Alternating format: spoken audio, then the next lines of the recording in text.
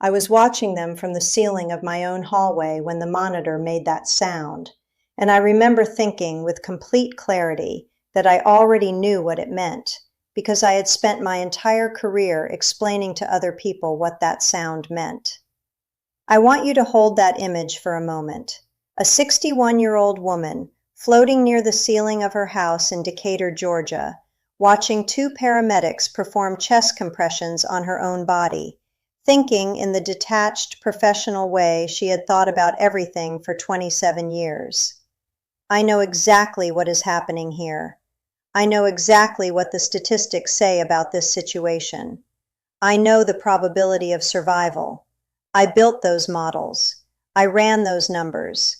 And none of it prepared me for what I was about to be shown. My name is Carol Ann Briggs. I spent 27 years as an epidemiologist with the CDC's Division of Emerging Infectious Diseases. I am not a pastor. I am not a mystic. I am someone who spent the better part of 3 decades building mathematical models for how disease moves through populations. That is the only credential I have for what I am about to tell you. And I am telling you now because I no longer have the option of silence. It was a Tuesday morning in March. I had been retired for 2 years, but I was still consulting. I could not fully let it go, which in retrospect feels significant. And that morning I was sitting at my home office desk reviewing a surveillance brief I had been asked to prepare for a small health nonprofit. The brief was specifically about novel pathogen monitoring protocols in Southeast Asia. I had been awake since 5. My coffee had gone cold. I was working in the way I always worked, with absolute focus on the data in front of me, the kind of focus that shuts out everything else. I remember feeling a pressure in my chest. I recognized it immediately, clinically, the way you recognize the symptoms of something serious when you have spent enough years near the clinical world. I thought,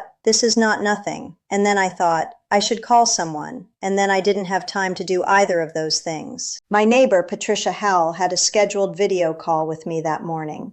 When I didn't answer, she came to the door. She found me on the floor near my desk.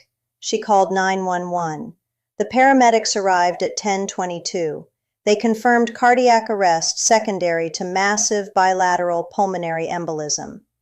I was clinically dead for 11 minutes and 40 seconds. That number is in the medical record at Emory University Hospital. My attending physician, Dr. Raymond Osei, told me afterward that the extent of neurological function I retained was, in his words, difficult to account for. 11 minutes and 40 seconds. That is the gap in the record. That is the space I need to tell you about. I became aware that I was not in my body in the way that I imagine you become aware of light when someone opens a curtain. Not a single moment of realization, a gradual, accumulating clarity. I was near the ceiling. I could see myself on the floor. I could see the younger paramedic. His name tag said Torres, mispronouncing my last name when he called it out to the room. And I remember thinking, even from that distance, from that impossible vantage point, that is not how you say it. Briggs. 1 syllable. I have corrected this my whole life. That detail. I want you to hold on to that detail. Because that is how specific it was. That is how real it was. I was not dreaming. I was not hallucinating. I was watching a man mispronounce my name while my heart was stopped. And I was noticing it the way I notice everything, with complete clinical precision. What happened next is the reason I am telling you this. And I need you to hear it because I believe it was meant for you as much as it was for me. Possibly more. The room fell away. I do not have a better description than that. The ceiling, the hallway, Torres and his colleague, and my body on the floor. It did not go dark. It did not fade. It simply ceased to be the organizing principle of my awareness. And what replaced it was not a tunnel, and it was not a light, and it was not the garden that people describe. What replaced it was a kind of presence, a kind of knowing. And the first thing that entered my awareness before anything was seen or heard was an understanding, not a thought, not a conclusion I reached, but a felt fact, the way you know that gravity is real. An understanding of why I had spent 27 years of my life building models for how disease moves through human populations. I want to say that again because it matters. I had always understood my career as something I chose, a professional path, a contribution to public health. That morning, 11 minutes and 40 seconds outside of my body, I understood it as something else entirely. I understood it as preparation. Someone, something, had arranged the specific shape of my life so that I would have the vocabulary to receive what I was about to receive. Not because I was special, because I was equipped. The expertise was not my achievement, it was my preparation. I have thought about this almost every day since coming back. The feeling of that understanding was the feeling of working a jigsaw puzzle for 27 years, one piece at a time, convinced you are building something meaningful, and then stepping back and seeing not the next piece, but the picture on the box. Everything I built, every model, every projection, every paper I published in journals that 12 people read was not my career. It was my education for a single moment. And then I was shown the map. I need you to understand what I mean when I say that. It was not a picture. It was not a film clip. It was as if I was standing inside the data itself. And if you have ever spent years working with epidemiological surveillance data, you understand the specific shape of what I am describing. A transmission map, clusters, vectors, the geometry of exponential spread in the early phase, before containment becomes possible, before most people are even aware something is happening. I know what that looks like. I built maps like it my entire career. This one was alive. 3 clusters.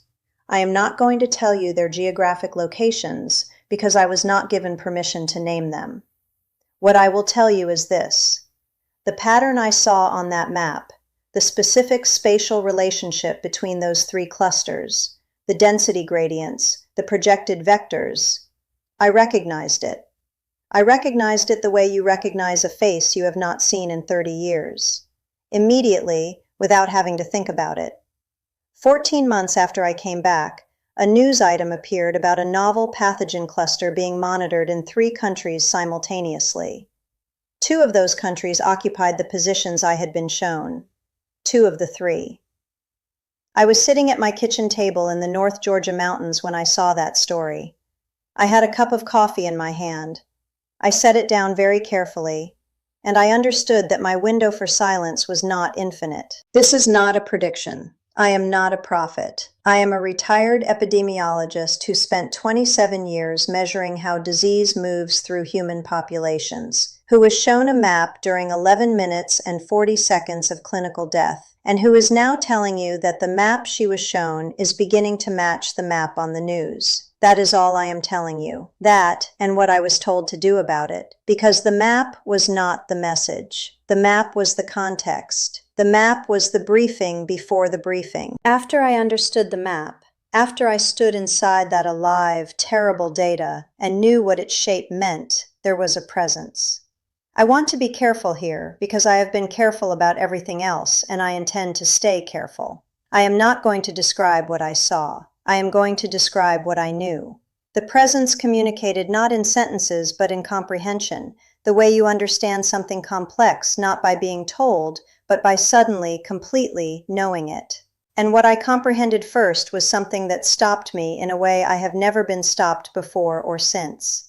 I understood why the virus was coming. Not punishment, not randomness, something more specific than either of those, and more difficult to explain, and more important. I was shown the mechanism, and I use that word deliberately because I am someone who thinks in mechanisms, by which a large, systemic human suffering creates the conditions for something that could not have arrived otherwise. The suffering was not the point. The suffering was the opening. The virus was not a catastrophe arriving from outside human experience. It was an event arising from within it, from specific conditions that have been accumulating for longer than most people have been paying attention. Designed, and I am using that word fully aware of how it sounds, designed to remove the structures behind which people have been hiding from the one thing that actually keeps them alive. I was shown that, specifically, with the same precision that I was shown the map. And then I understood whose presence it was. I am not going to describe what he looked like, because that is not how I knew him.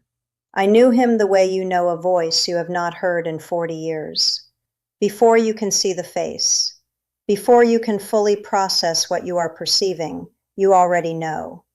The recognition arrives before the comprehension. He did not speak to me first in words. He communicated in the mode I have described, complete, immediate knowing. And what I understood was this. I had been brought to this moment because he needed someone who could say the words transmission vector and have the next sentence taken seriously. He waited for me to be ready. That is the only way I can describe it. The presence waited.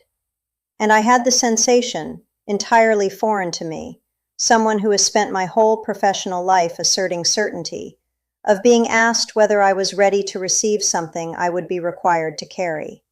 I think I said yes. I am not certain I had a language for yes, but I said it. And he gave me the one thing. I need you to stay with me here, because this is the part that I spent 14 months afraid to say, not because I doubted it, but because of how simple it is, because of how obvious it is going to sound, and because obvious things are the easiest things to dismiss, and I cannot afford for you to dismiss this. The people who survive what is coming do not survive because of what they did to protect themselves. Let that land for a moment. I said that very carefully. I have said it to myself 300 times. The people who survive what is coming do not survive because of what they did to protect themselves. They survive because of the quality of connection they had maintained. The virus, in the way it moves and the way it selects, responds to something in the human immune system. And I was shown this as a mechanism, not as metaphor, that no epidemiological model I ever built included as a variable. Something at the intersection of the neurobiological and the something else, the thing I spent my career believing did not exist.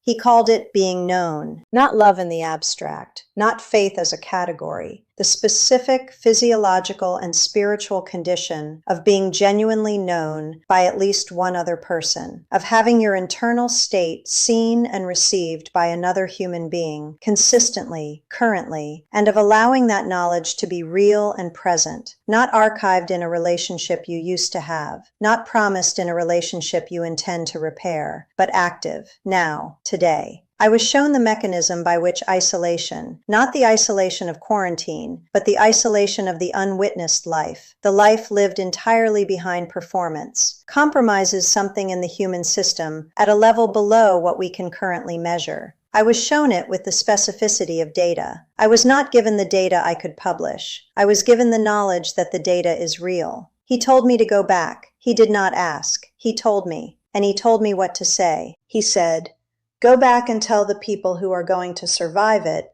what they need to do before it arrives." Not the people who might, the people who are going to. And the fact that I am here telling you this means that you are in that number. I need you to understand that I am not saying this to comfort you. I am saying it because it is what I was told. I want you to stop for a moment. I need you to actually hear what I am about to say, because I am about to tell you what the one thing is, and it is going to be the most practical sentence I have ever said, and I need you to not let the simplicity of it make you miss it. Contact one person in your life from whom real distance has accumulated. Not conflict, not estrangement. The quiet distance. The kind that grows not because anyone decided to create it, but because everyone was busy, and weeks became months, and months became a kind of silence that everyone agreed not to name. You know who I am talking about. You already know their name. It arrived in your mind the moment I started that sentence. Contact them, not a text, a call, or a visit, and say something true, not something kind.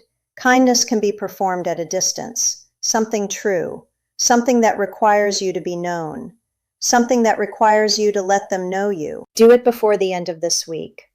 Do it in the ordinary conditions of life, while it is still a choice, while it does not have to carry the weight of crisis, while it is still the kind of thing that can happen over coffee or on a Tuesday afternoon phone call that seems unremarkable from the outside.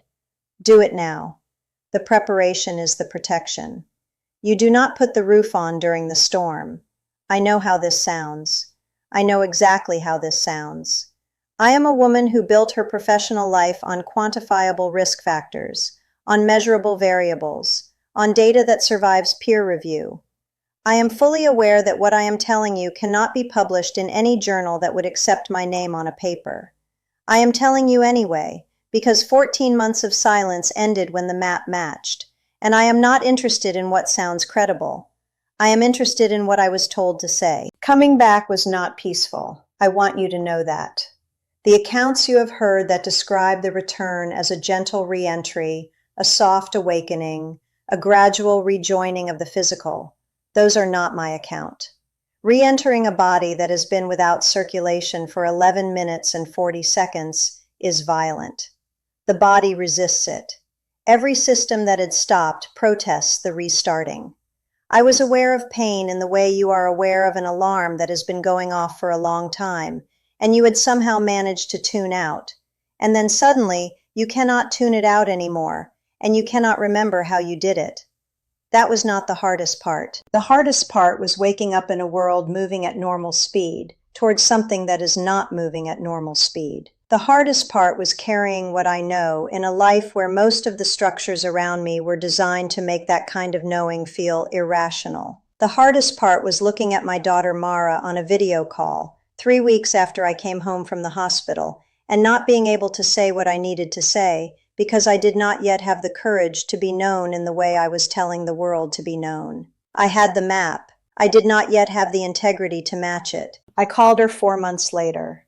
I said what I had been holding. I was specific. I told her the distance between us was something I had allowed, not something that happened to us, something I had chosen by choosing silence, choosing busyness, choosing the professional self that was easier to inhabit than the mother self, the real self. She was quiet for a long time, and then she said, "Mom, I didn't know you were in there." That sentence. That is what being known sounds like when it arrives after a long absence. That is the sentence I was sent back to help you hear. Not from me, from whoever in your life is waiting to say it to you. I have kept the promise I made on the other side. I spent 14 months writing, 140 pages that I do not know what to do with. I moved out of Atlanta. I started attending a small church not because I had certainty, but because I could no longer be certain I was right to stay away. I sleep 5 hours a night, and I have since the day I came home. I do not fear death. That is the gift I was not given permission to keep quiet about either. I do not fear death. Whatever is coming, and something is coming,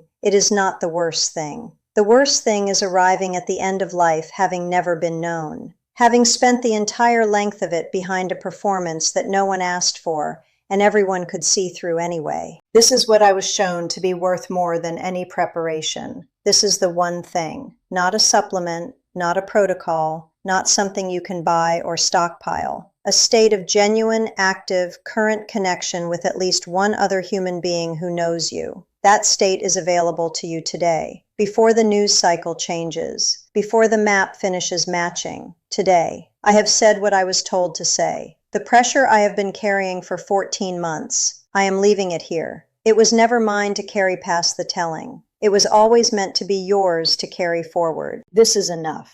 What I was shown was enough. What I brought back is enough. The canticle of having seen what matters, and knowing that it is enough, and that the knowing itself is the peace. That is what I came back carrying, underneath everything else, underneath the map and the warning and the mechanism and the urgency. Enough, all of it, including you, including this moment which is not accidental, which is not the algorithm. You found this for a reason. I believe that as completely as I believe anything. So here is what I am asking of you. One phone call, one real sentence said to someone who deserves to hear it. Before the end of this week. That is the call to action. That is the only preparation I was authorized to recommend. If something in what I shared today reached you, if even one part of it landed in a way that felt like recognition rather than information, I would ask you to subscribe to this channel.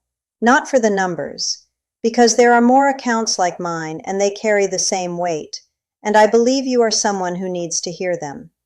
Subscribe so the next one finds you. And in the comments, I want to ask you something specific. I want to ask you, Who is the person you already thought of when I described the quiet distance? You do not have to name them publicly, but write something. Even write the word their name starts with. Because saying it out loud, even partially, even in a comment section, is sometimes the first act of the return, the first step back toward being known. I came back from 11 minutes and 40 seconds of clinical death with a map and a mechanism and a single instruction. I have followed the instruction. The map is beginning to match.